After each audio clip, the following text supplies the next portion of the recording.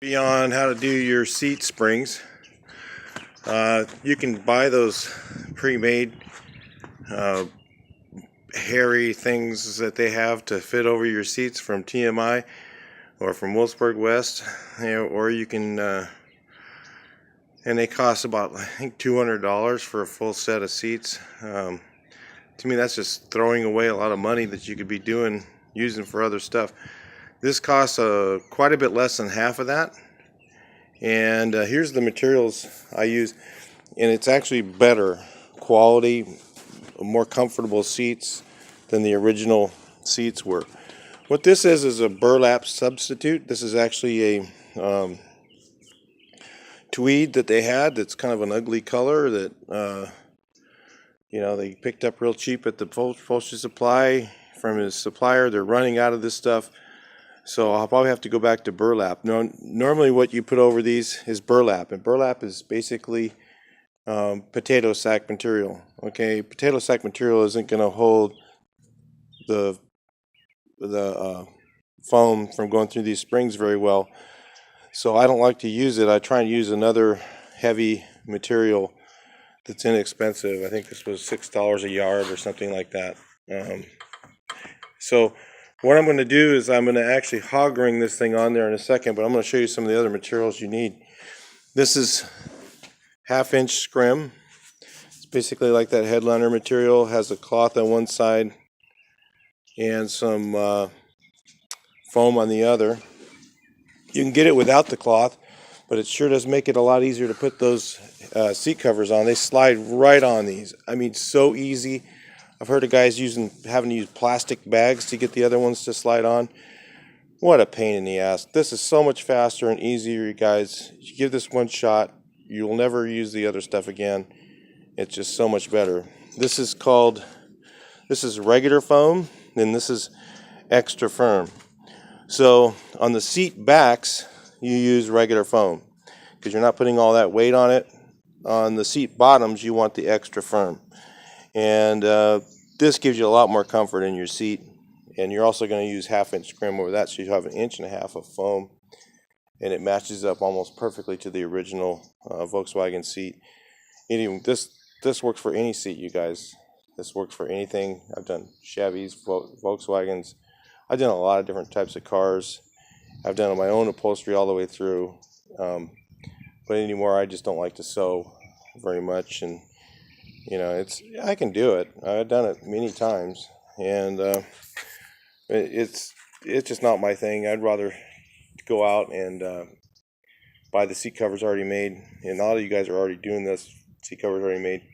The other thing you'll need is hog rings. You get these from Upholstery Supply, same place you get these. Now, I get all my stuff from J&J Foam and Fabrics in Rialto. Been going there for 35 years or so, and they're just the best people ever. So once you go there once, you'll always go back. Super nice guys, and they sell the hog rings there. They might sell hog ring pliers, but these are from Harbor Freight Tools. Cheap. They work good. They have a spring loaded so you can hold your hog ring in place. Well, anyway, I'll get to that later when I have my hands free. And so those are basically the things you need to build out your seats, and you will also need some spray glue. Let me grab a can. They also sell this at J&J Foam and Fabrics. Most Upholstery Supply have it. These are large spray cans. They might be outlawing these things sometime soon, so buy a gallon, and they keep on changing the rules. It's not as good as the old stuff that we used to use, but it does work pretty well. So you're going to need all these things here to do your seats, and it's less than $100 worth of material for all your seats. Measure everything out. Make sure you have enough to overlap your springs, and order your own materials. I'm not going to tell you how much to get. I'll let you guys figure that out when you go over there. So I'm going to show you how to do this now. So you want to overlap your material a little bit over your springs. All this does, this part of the process is just to cover your springs so that your foam doesn't work its way into it. And you can use, many times I've used the old seat covers if they weren't in, terribly bad shape. Even glued pieces of them together. And you spread your hog rings out nice and far. The main thing you really want to look for when you're doing this process is that you don't have anything dangling down that flips out right here on your seat bottoms, on your seat backs, anywhere. If something's flipped out like this, when you put your cover on, you're going to see a nice big fat bump, and it looks really horrible. So you want to make sure that everything tucks behind. That's the whole job of this portion. So I'm going to fast forward a little bit to the next step. Okay, so I've gone all the way around. See, I've got a little flippy guy here. I just remembered I don't need to really worry about that too much because my last portion of the process actually tucks that stuff under. So I've got a few hog rings in here to hold it in place. And what we're going to do now is we're going to lay our foam on here. So I'll show you that now. And the critical things is to cut that foam straight. So I've got my foam laid out. And one of the things you'll find is you need these good shears. Okay? Again, I'm going to tell you guys this 100 times because there might be new people chiming in on the videos. So you need a good pair of shears. They sell these at J&J Foam and Fabrics. I think they were $40. Okay, I looked online. They're about the same price. Buy good shears because if you buy the cheap Harbor Freight ones or something like that, you can't cut straight. Okay, if you have a bunch of lumpy edges on your seat, it'll show through. So you just follow the pattern.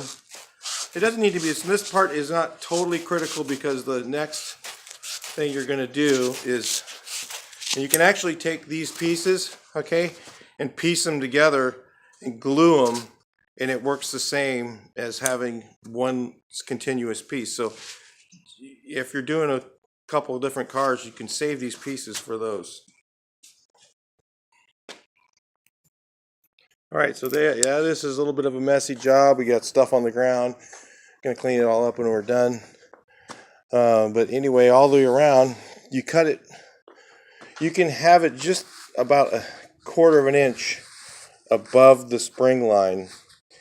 Helps you a little bit on the next step. But if it's straight with it, that's actually okay too. When I do the seat bottoms, I'll put them about a quarter of an inch out. On the backs, the way it is right here is fine. But I do them on the quarter inch out a little bit so that it's puffed out a little bit so your seats tend to fit a little bit nicer.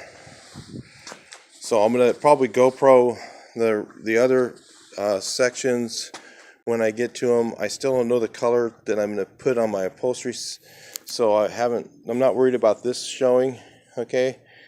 So, and this is the original, but I don't know what color I'm going to be putting on there, so I'm not going to upholster those seats yet until I paint the stuff on them. I might just spray these even afterwards. I don't know. But anyway, I wanted to show you guys this in case you guys are in your seats. You lay it out like this. Now you're going to take your spray glue at this point and you're going to glue the foam in place. Okay, you don't need a lot of glue for this.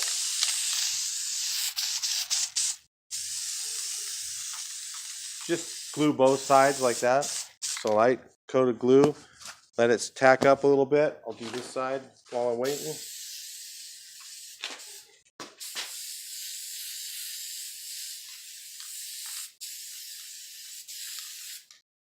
And set it into place.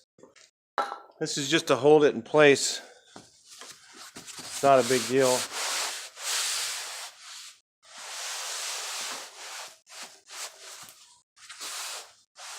Feels like it's just if you can have this a quarter of an inch above and then have this go straight, you're okay because that edge you're going to see, this edge you're not. So you can have this one hanging out about a quarter of an inch is really nice. It makes it turn out a little bit better. So the next step is to take your 1/4" scrim on your seat backs, 1/2 inch on the seat bottoms, 1/4 inch on the seat backs. It just seems to, you don't need the extra padding, so you can use 1/2 inch on everything. It might be a little bit tighter to get your seat covers to fit. And then what you're going to do with this is you're actually going to wrap it and tighten that to your springs. And if you can see, that's going to have a nice straight edge. I'm looking in the camera so I can see all the way around. So you're going to just wrap it around, put it on the seat springs, cloth side up. This little stuff doesn't matter. This is just where they seamed it when they manufactured it. And you have your cloth side up. That way you have that nice smooth soft cloth where you slide your seat covers on, and I mean they just go on like butter.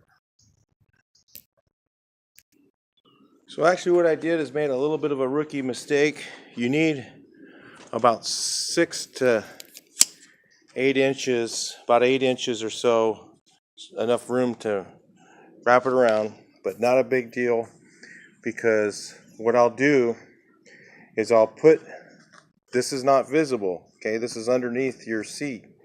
Your other seat's right up here.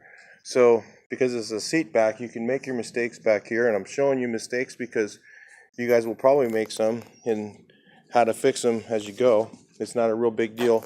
So what I'm going to do is I'll just line this up and make sure this cut's nice and straight, because you're going to see that edge. This edge right here, you will see it through the cloth.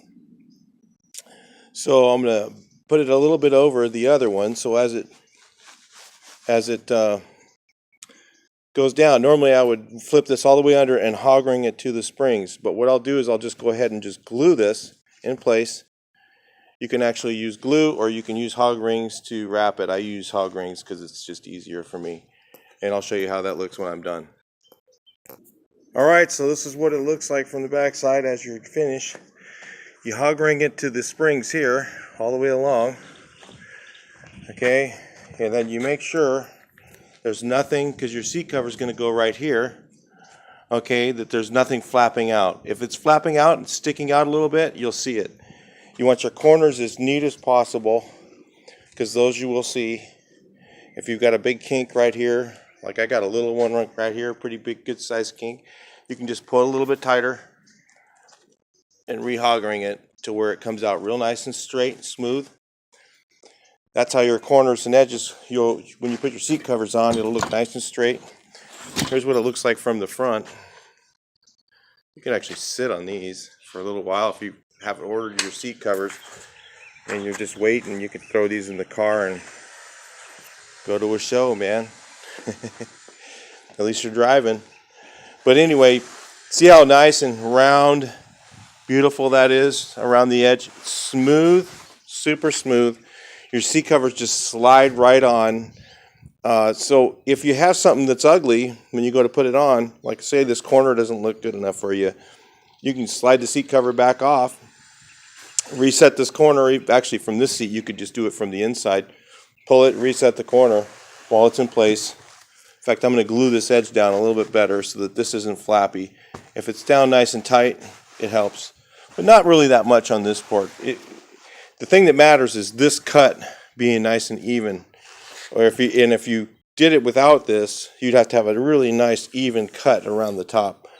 Some guys I've even seen just use foam just around the top edge, but then they get that little line sometimes right here where the foam stops. So I just covered the whole thing. It makes it so much easier, makes it come out really nice. These will look like show quality seats, really. They really turned out really nice.